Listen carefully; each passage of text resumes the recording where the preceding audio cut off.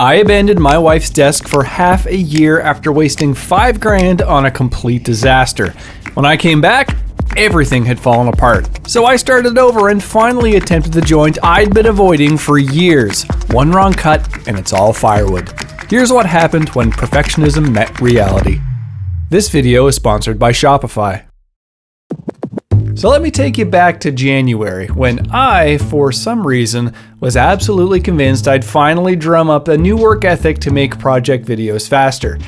I just picked up these 2 sequential crotch walnut slabs from a local sawyer, and I was feeling pretty dang good about it. Sequential meaning when they cut the log, these came out right next to each other, which is perfect for book matching. For those who don't know, book matching is when you take the mating faces of sequential boards and hinge them open like a book, creating this beautiful mirrored effect with the wood grain. Well, I've already made a mistake, and I haven't even started yet. When I wanted to put these on my trailer, I decided to cut them down just to make it easier, and I took too much off, and now I'm gonna lose some of this lovely crotch figure. Yeah, crotch figure. That's what it's called when the wood comes from where the tree trunk splits into the branches. It has absolutely nothing to do with human anatomy, although if you flipped a crotch slab upside down, it would vaguely look like a pair of high-waisted shorts from the 80s. Anyway, I rough cut these slabs down, and then, here's where I was really proud of myself. I took them to an industrial shop with this enormous planer that could actually fit these wide slabs. I was taking a page out of Cam Anderson's book, trying to work smarter instead of harder. No router sled for 3 hours when I could get this done professionally in minutes. Typically, woodworkers will book match a board along its length so that you glue an edge to an edge where it's strongest. But I thought it'd be cool to hinge it end to end so you get all that compression figure in the center of the combination. What I didn't realize was that it started looking less like tree branch shorts and more like, well, an actual anatomically not entirely inaccurate female crotch. Oh boy. Rachel took one look and said, "That's going in my office?" I'm thinking maybe I should have just gone with the high-waisted shorts orientation after all. Despite the questionable aesthetics, I pressed on. I cut the ends with my track saw, which is never as accurate as Drew Witt will leave you to believe, so I had to resort to more archaic methods for improved accuracy. Funny how that works.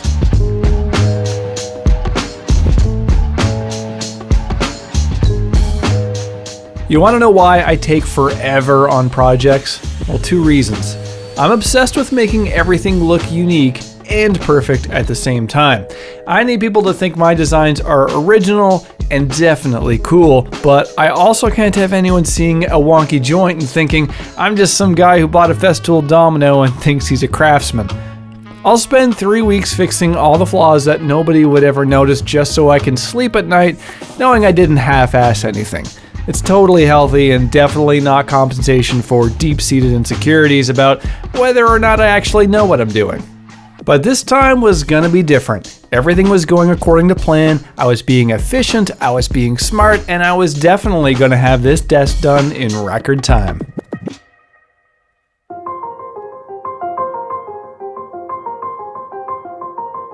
I was feeling so confident after that top came together that I decided to get really ambitious with the base. This wasn't gonna be just any desk, this was gonna be a curved sculptural masterpiece that would showcase everything I'd learned about advanced woodworking techniques. So I did what any reasonable person would do and spend over $4,000 on a shaper origin to help with the complexity. Then I built bending forms, resawed some beautiful walnut into veneer, and used up the last of my Cocobolo exotic veneer that I've been hoarding for 15 years. You know, just casual bent laminations. I spent an entire week just prototyping the leg design. An entire week just for a construction lumber prototype. Then multiple weeks hand carving the real legs because apparently I thought I was some kind of furniture sculptor. I was doing these insanely complicated mortises with my old homemade wooden panta router, which was obviously not accurate enough because it's a wooden panta router. So I had to go back and fix every single one with a template and a plunge router. 8 weeks in, 8 weeks in and I was nowhere close to being done. This was supposed to be my proof that I could work faster, but instead I was burning through expensive walnut and watching time slip away like water through my fingers. The curves weren't flowing right, the joinery still wasn't lining up, and every day was falling further behind my own ridiculous timeline. Rachel kept asking when she'd get her desk. I kept saying soon while staring at a pile of half-carved legs that looked nothing like what I'd sketched. My chest was beginning to tighten when I walked into the shop. I was stressed, I was behind, and nothing, absolutely nothing was meeting my standards. That's when I walked away from the entire thing and moved on to something else.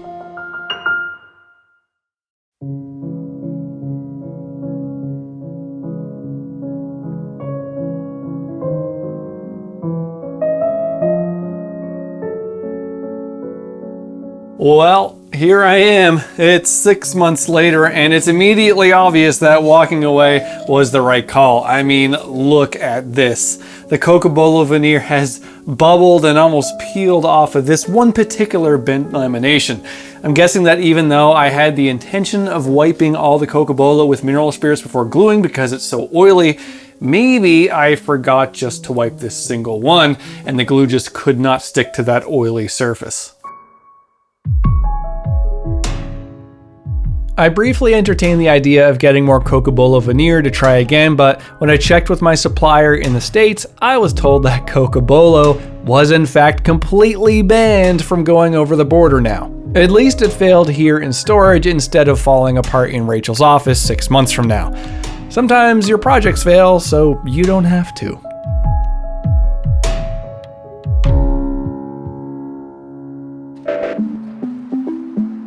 Like all failures, there's a hidden lesson buried in the wreckage, and that's when I knew this wasn't a setback, it was a sign. I finally admitted to myself I wasn't building this for Rachel, I was building it for YouTube. Rachel needed a functional workspace, but I wanted something that would photograph well and impress strangers on the internet. I mean, ultimately her favorite style is rustic farmhouse, but between you and me, I have to draw the line somewhere, so maybe I didn't fully learn my lesson because I've drawn up a Japanese-inspired trestle design. Also because I've been binge watching a lot of old Ishitani videos recently. I think she'll like it well enough. The new base connects to the top with arguably the most unforgiving joint in all of woodworking, the tapered sliding dovetail. I've been simultaneously avoiding and dying to make this joint for years because it's incredible, but there's absolutely zero room for error. The good news? The book match top is perfect. The bad news? Everything else has to change. I can salvage a few of the larger pieces that I hadn't attacked with a spoke shave yet, but most of those curved components are useless now.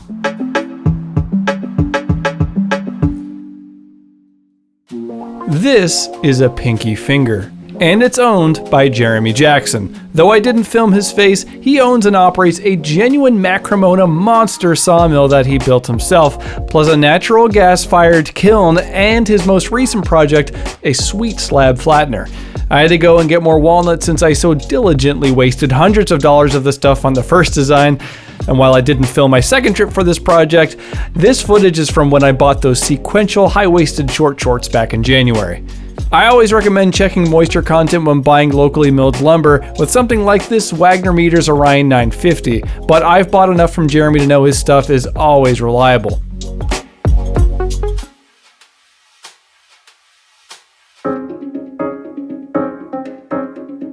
So here I am back at the drawing board, or back to drawing on boards, and you know what? I'm pretty relieved to be starting fresh instead of trying to salvage something that was never gonna work. I like cutting my parts out of big slabs because it gives me the most options for selecting the right grain patterns to match the shapes of each piece. You don't always get those same options with smaller boards. The sawmill has already made those decisions for you and not always in your favor. I'm using MDF templates to lay out all the parts. These will be the same templates I'll use later to make some mortises and to shape everything to final dimension. But for now, I'm cutting everything oversized so I can take it to the joiner and planer to get them properly flattened and dimensioned. It might seem like I'm wasting a ton of wood doing this, but I promise you, if you're buying just regular old boards instead of slabs, the sawmill has already wasted all that wood before you've even brought the boards home, and you're still left with fewer options for grain and color selection. The whole process feels different this time, more deliberate, less frantic. Every cut has a clear purpose, every template serves multiple functions. I'm not second guessing every decision or wondering if there's some more elaborate way I should be doing this. It's funny how much clearer things become when you're building for someone who actually needs to use the thing instead of trying to impress people who'll never see it in person. Speaking of building things that actually work for people, I need to tell you about something that's made a huge difference in my business, and that's Shopify. Shopify is basically a toolkit for entrepreneurs that helps you start and manage your business, whether you're selling online or in person. It's designed to make life easier by providing all the tools that simplify selling. I created my Shopify store because I was getting absolutely killed by the inflated transaction fees on the old e-commerce platform I was using to sell my digital woodworking plans. And not only has this saved me thousands of dollars, but since then, Shopify has helped me completely transform my business from relying on wildly variable income into steady, predictable product sales that I can count on. This is because of how much more I could do with my website. I wanted a place to post articles that go deeper than my YouTube videos can, and now I've built this whole community on my website that's centered around my online courses, which are also completely hosted right here on Shopify. I also find it funny that two of my closest friends are both web developers, but I'm terrible and I don't call them at all for help because Shopify is just so dang easy. I'm not being hyperbolic when I say that Shopify is the backbone of my business, and I always recommend it to anybody who wants to sell anything with an online presence. If you want to start your own business or just get away from those crazy hidden transaction fees, you can start your free trial right now by going to shopify.com/Scott Walsh.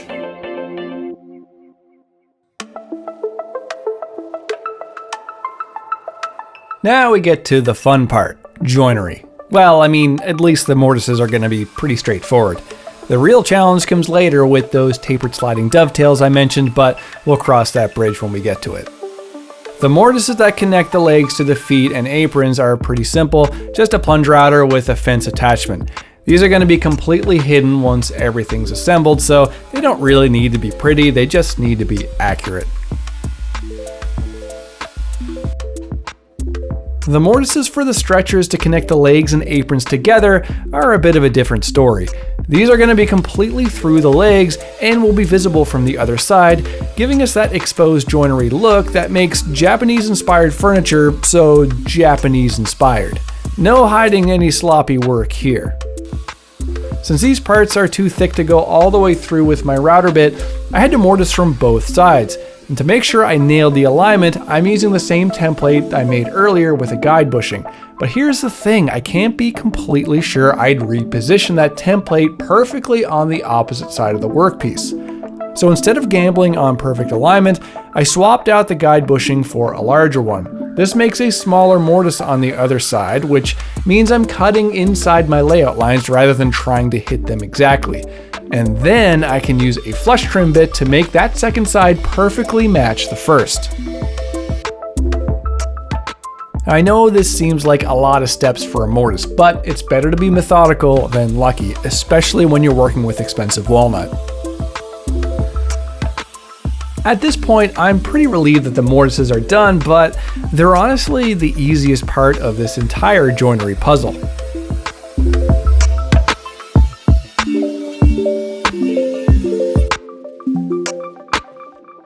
Well, it's time to cut the tenons on each end of each leg, one to join the bottom with the foot and the other to join the top with the apron.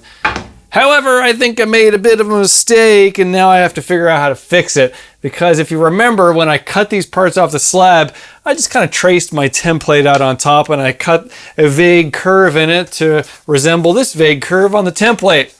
However, now that I'm here doing my tenon, I can put the back side of the leg up against my miter bar, but I cannot put my front side of the leg up against my miter bar, as you can see. But I think I have an idea of how I can fix it.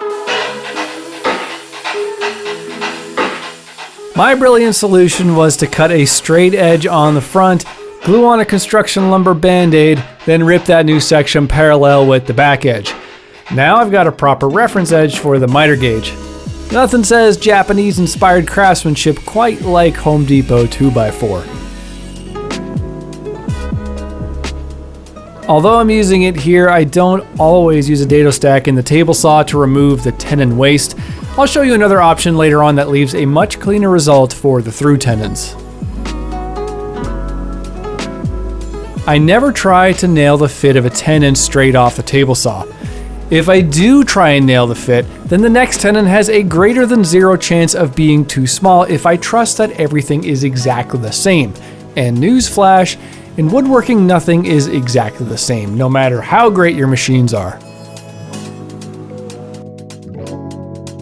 With the tenons just slightly too tight, I bring them to the bench and then I fit each one with hand tools. There's something satisfying about taking gossamer thin shavings and sneaking up on the perfect fit. It's meditative in a way that screaming power tools just aren't. And yes, that includes screaming at power tools. Speaking of not getting mad at joinery, that's exactly why I made the Joint Academy. It's a complete 7.5-hour course covering the 12 most important woodworking joints, from the basics like pocket screws, dowels, and half flaps that you all know and love, all the way up to mortise and tenons, dovetails, and other more advanced stuff. But here's the thing, it's designed for all skill levels, and you can make every single joint with just the basic shop tools like a table saw and a plunge router, so no fancy one-trick pony machines. Each joint gets multiple techniques so you can adapt to whatever tools you actually have.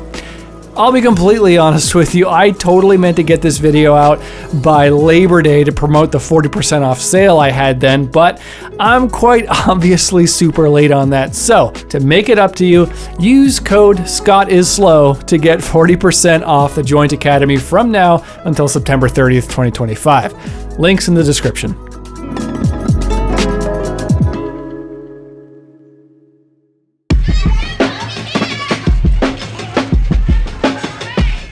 If you remember, first time around I paid someone else to flatten this top.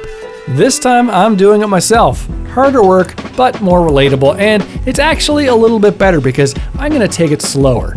Plus, I really didn't feel like talking to people this time around. I am a hermit. Before I could start those vulnerable tapered sliding dovetails, I needed the top to be fully dimensioned, completely flat, and taken down to final thickness. The problem, this top had warped an entire 1/4 inch since I got it flattened back in January. That's not all that surprising since crotch slabs come from where the trunk splits into branches, and that has thousands of pounds of pressure on that particular point, so there's a lot of stress built in. Almost as much stress as the first desk put on me.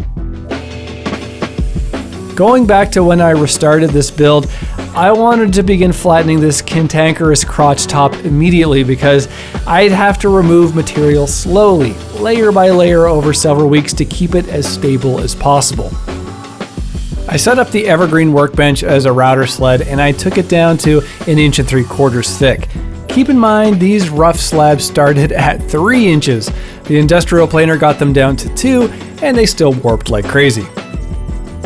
A week later, I took 1/8 inch off, another week later, another 1/8, and finally, it seemed ready to cooperate with me.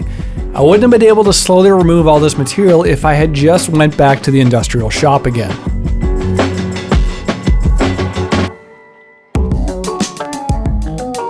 The key to tapered sliding dovetails starts with understanding the taper itself. I need a piece of wood with the exact taper angle that both the channel in the top and the dovetail on the apron will follow.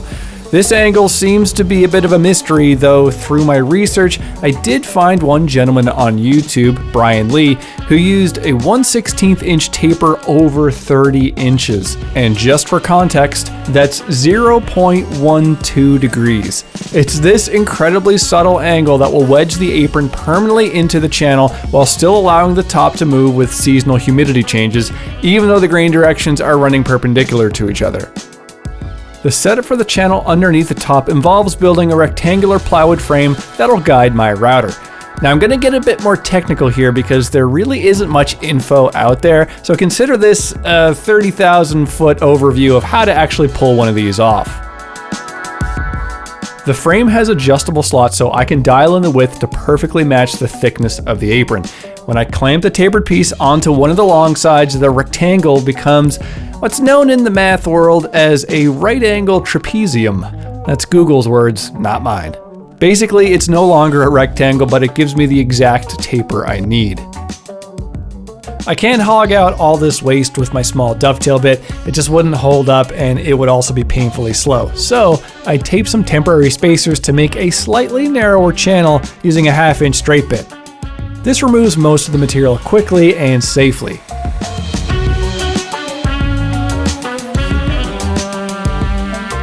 Then I can remove the spacers, pop in the dovetail bit, and finish off the channels with the dovetail profile that will lock the apron into the top.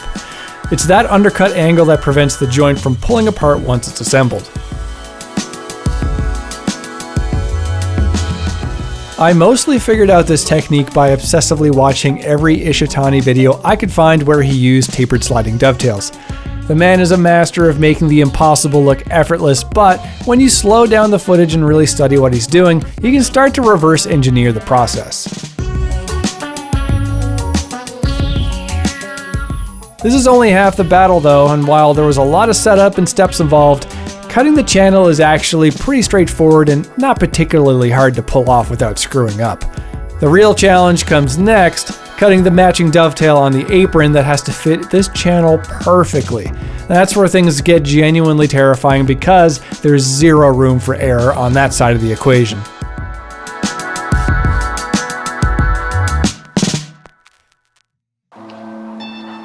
Now that the channel is ready for the apron, let's make the apron ready for the channel. The setup is actually a lot simpler. I just have to mount the dovetail bit in my router table and make the angle profile straight on one side of the apron, and then for the second side, that tapered piece from the beginning gets clamped to the apron so it can ride against the fence to create the exact same angle to match the channel. Just make sure you put it the right way around, unlike this guy who almost ruined this right out of the gate. Whoops! Luckily, I barely took anything off on that first pass, so it was all good. This is where it gets dangerously monotonous because you have to ever so carefully sneak up on the perfect fit by nudging the router table fence back just a hair to take a deeper cut, checking the fit in the channel over and over again until you can slide it by hand about 4 or 5 inches from where it needs to be. It would be incredibly easy to get complacent and overshoot this. The taper angle is so small that even a couple of thousandths of an inch too much and you'll have too loose of a fit. There's no coming back from that mistake, which is totally not foreshadowing at all. By the way, you're about to get real familiar with my favorite shop footwear, the faux suede Crocs. I know you want them really bad. I mean, who wouldn't? So I'll do you a solid and leave an affiliate link down in the description so we can all wear these bad boys in our shops together. I had to make a small notch in the end so the apron overlaps slightly over the channel, and would you look at that? You have no idea how incredibly satisfying that was. And I'll go on record stating that this is probably the most satisfying moment in my entire woodworking Wait a minute. Oh my God. This entire time, I was fitting the wrong apron into the wrong channel. Unbelievable.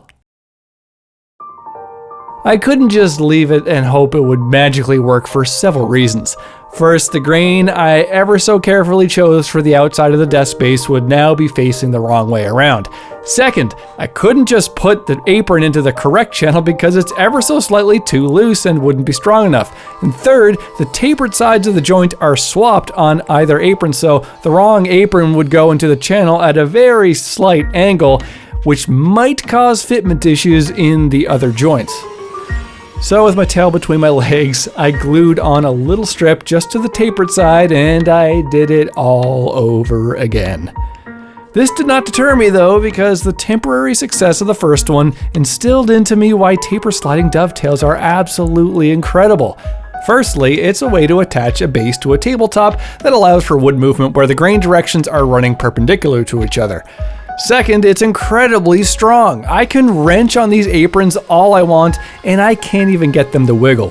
Third, the top was still wanting to warp even after that intense milling process, and at this point it had warped again about a heavy 32nd of an inch. But when I banged those aprons home, it brought the entire top back perfectly flat. No need to route steel C-channel into the underside. This is way less intrusive and doesn't compromise the integrity of the top nearly as much. The only sad part about this joint is that no one's ever gonna see the beauty of what I just accomplished. I mean, I guess you just did. Maybe that is okay. Yeah.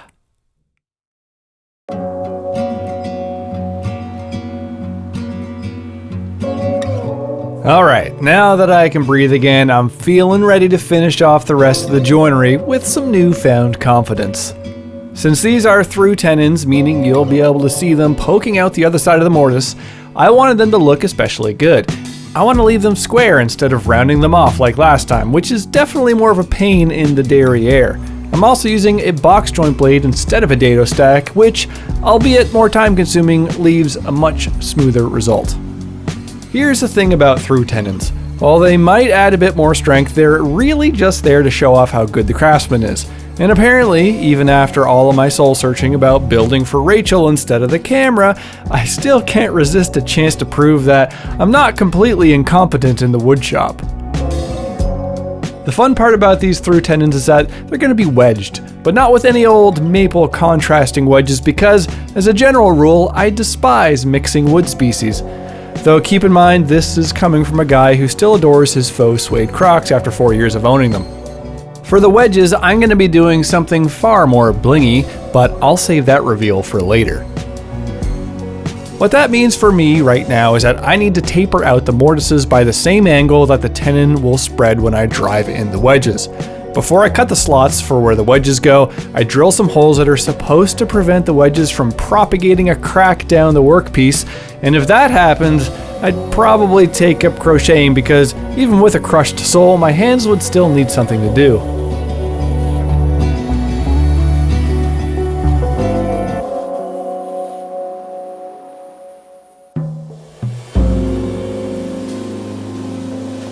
Now comes the part where I actually start making these pieces look like furniture instead of rough lumber cutouts.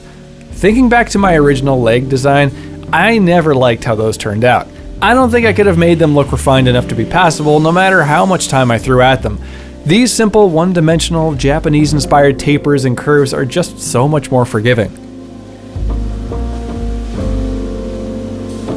There's been something on my mind as I'm building this Japanese-inspired desk. And well, I'm not sure if you noticed, but I'm not particularly Japanese.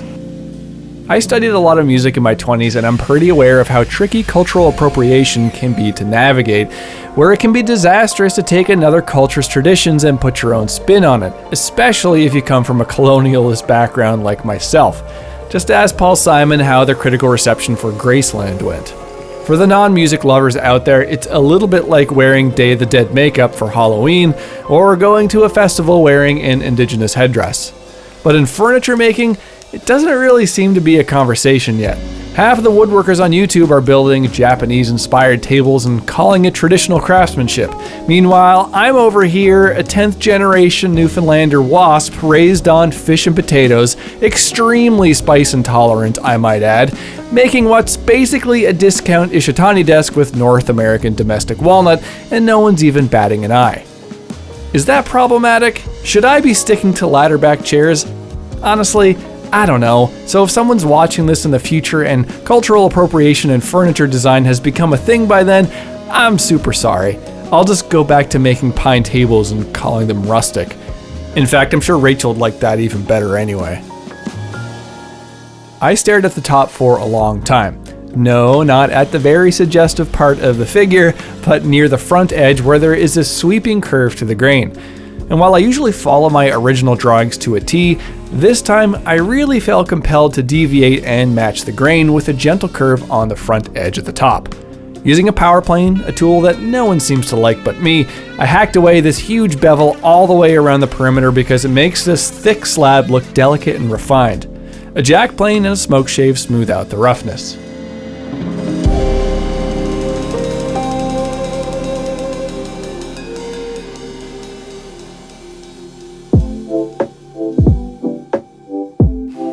I'm gonna spare you from the 2 days of my life sanding the top and otherwise preparing everything for the next step, pre-finishing, which in my opinion is a bit of a misnomer because I'll actually apply finish pre-glue up, not before finishing, which wouldn't really make any sense, but whatever, it's what everyone calls it. However, if you're planning on gluing up with epoxy as an adhesive, then don't do what I'm gonna do here. Pre-finishing can be fantastic if you don't have any surfaces that need to be sanded smooth after gluing it up, and this desk is a perfect example of that. The benefits are pretty compelling. Cleaning up glue squeeze out becomes a breeze because it just peels right off the finished surface. You don't have to worry about sanding into tight corners, which is nothing short of annoying, and you avoid those inevitable globs and drips of finish that always seem to end up in the worst possible spots. Plus, when everything's laid out flat on your bench like this, it's just super easy and fast to apply the finish evenly. No awkward angles, no trying to reach underassembled pieces, and no streak marks in hard to see places. I'm applying 2 coats of Rubio Monocoat because that makes sense. I'm relatively new to Rubio Oil Plus 2C because Canada is also relatively new to it too. My go-to has usually been Osmopolix, but to my eye, Rubio Pure looks a little bit better on this darker walnut. I'll leave a link down in the description. After I glued this up though, I ran into some really annoying issues that I'd never encountered before, but we'll get to that nuisance in a minute.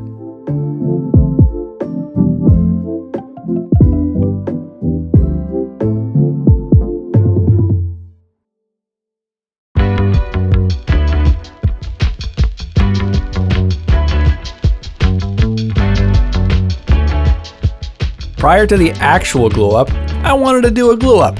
A pre-glue up, if you will. And none of these pre-finish, pre-glue up things make sense at all. It's always a good idea to break complex assemblies into smaller glue ups because you only have so much time to get the clamps on everything before the glue starts to set up.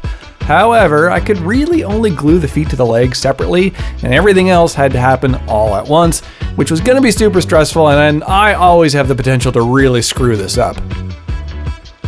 To make life easier, I decided to use an epoxy adhesive that gives me about an hour of working time instead of the usual 15 minutes with wood glue. Seemed like a brilliant idea at the time, but trust me, it wasn't. I was off to a flying start, spreading epoxy on the first tenons and sliding them into the aprons when... Oh fuck. What's going on? Oh no. I did something backwards. God damn it. Shit. How did that get mixed up? Okay, it's fine, I think. This should be this side. Whew. Whatever. Anyways, with that sorted out, I continued on, slipping in the tapered sliding dovetails with the help of a little lube that I'm sure the suggestively grained crotch top really appreciated. The satisfying thunk as those dovetails locked into place was exactly what I needed to rebuild my confidence. I was now hitting my stride, slapping epoxy on mating mortises and tenons, sliding them home and clamping everything everywhere, while consistently checking that it was all lining up square and true. But wait, now's the time for those through tenon wedges. The previous day, I'd embarked on a slightly dangerous journey to put a taper on 1/8-inch thick flat bar that was brass, without burning my shop down. I gotta tell ya, it got a little dicey there for a hot minute, involving my disc sander and a whole lot of smoke, but I persevered in the end and I managed to create these sweet looking brass wedges. Of course, it was immediately after I finished melting and shaping the last wedge that I thought of using the Shaper Origin to cut these instead. Sometimes my brain works in the most inefficient order possible. Driving those brass wedges home was incredibly satisfying, watching the tenons spread and lock everything together with what will eventually be a beautiful metallic accent peeking through, but I can already tell how much more effort it's going to be to clean up those tenons so it doesn't look like such a hot mess. What I can't tell is how much effort the glue was going to be to clean up. At any rate, I was exhausted, but relieved. There's still a laundry list of things to do before finishing this desk. First off, while this really isn't necessary at all, it's typical to plug the tapered sliding dovetail channels for aesthetics, although you're really not going to see any of it since A, the desk is going to be backed up against a wall, and B, that underbevel prevents anyone who's not crawling on their knees from seeing the channels anyway. But you know, my perfectionism knows no bounds, and you guys don't even know the full extent. Yes, I spend too long on design and building, but I also spend way too much time planning, filming, editing, writing scripts, and everything else just for these videos. YouTube is only getting more demanding as the woodworking niche evolves. The primary device people watch on has now changed to television. You guys just want to sit there, vegetate, and be entertained while watching someone build something. And I get it, I love doing that too. Gone are the days of shorter instructional videos getting high views. People now just use ChatGPT for knowledge, or even worse, TikTok. Don't get me wrong, this is the content I most want to make. I love the projects and I love the storytelling, but I don't have the reps to be good at making it efficiently, and my attention to detail doesn't help matters at all. But if you like what you see and want more build videos that I labor too much over, please consider giving this video a like and subscribing to the channel. Now, all this diatribe was to mask the fact that I spent about 2 days sanding these brass tenons smooth. I didn't film much because I felt like I was in some sort of brass purgatory, just endless sanding and filing and more sanding to get them flush. You'll also notice that I haven't peeled off the green tape yet, so I had yet to discover the mess that I still needed to clean up and repair.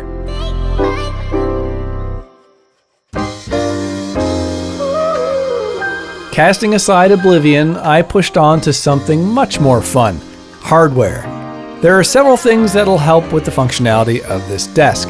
First off, I always try to fit leveling feet onto whatever type of table I'm making because no floor is level, and I'm not about to stick a napkin underneath one of these feet to prevent it from wobbling. I might have to start making these myself though. These ones I got feel like they came off some sort of Canadian Tire patio table. Here I go again with some brass, this time to pin the tenons in the legs through the mortises in the feet and aprons. Do I need to reinforce these joints? No. Will I? Yes. Could I use contrasting wood instead of brass? Yes. Will I? No. I honestly don't care too much if it's a tiny detail of contrasting wood, but if it's a whole walnut cabinet with maple drawer fronts, that's just crossing a line for me. Leaning on contrasting woods as a design element can often feel like the woodworker is just pulling it out of a bag of tricks, and when used egregiously, can get way too out of control way too fast. There are other elements of a design that need to be exercised more, like shape, form, light, shadow, hardness, softness, negative space, etc. There's so much more in this topic that I want to dive into, but it'll have to wait for another time because I really want to talk about this plug that I totally forgot to film. It's by a brand called Prado, and it has this sweet brass ring that borders some flush mount outlets that you obviously don't see right now, but don't worry, you will see it later. This was no problem for the Shaper Origin to recess into the top. The only other thing that I wanted for this desk was a way to pass cables through the top, and they call it a cable pass-through, interestingly enough. I thought it would be so slick if it could match the exact shape and look of the Prado plug, so I got a 1/4 inch piece of brass plate and learned how to mill brass with the Shaper Origin. I was shocked at how easy it was to pull this off. Even though it kind of took a long time and many passes, I eventually got there and was so damn impressed with how it turned out. You learn something new on every project. When I took off the tape, all the joints just got highlighted. This is not a drip. This is quite smooth feeling, but however it tore away, it just left this sort of highlighted, slightly cloudy line. So now I'm going through around every joint and scraping off all that epoxy weirdness. And I'm going to have to do a lot of touch-ups. It's kind of a bummer, but I have to kind of muck through this so I can get this to the finish line.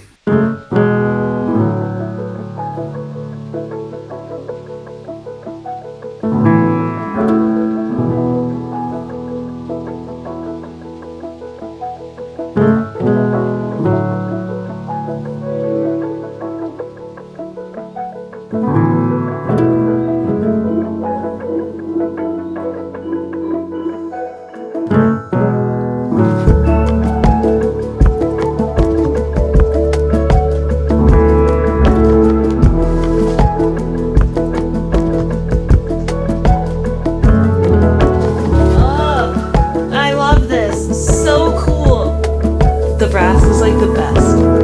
It just looks so cool.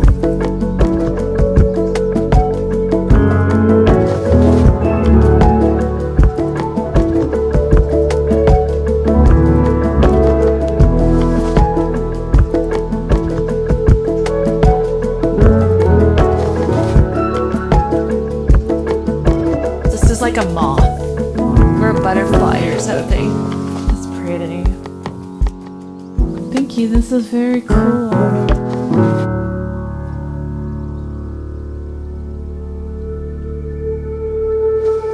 That's a sexy desk. Thanks, man.